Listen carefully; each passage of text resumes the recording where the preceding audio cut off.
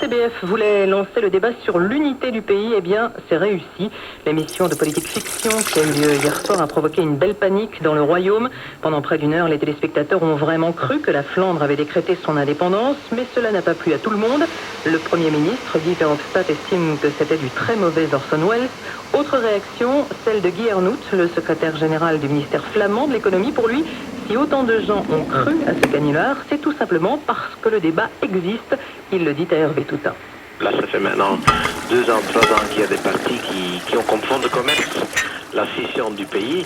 Et donc, si un seul coup on annonce que la fiction est devenue vérité, il y a plein de gens qui y croient. Il faut quand même aussi voir que ça se fait dans le cadre des références d'un journal. Donc, le journal, les gens supposent qu'on dit la vérité, qu'on dit de l'information. Donc, avec des gens qui sont crédibles comme M. d'Avignon, comme M. De Croo qui donnent des déclarations. Donc, c'est tout à fait normal que la grande majorité des gens ont cru à cette histoire. Même certains ambassadeurs à Bruxelles y ont cru. Oui, tout à fait. Moi-même, j'étais dans un dîner et tout le monde m'a téléphoné en disant mais qu'est-ce que tu fais redire dans un dîner quand le pays est en guerre, il faut vraiment que tu quittes et que tu fais autre chose.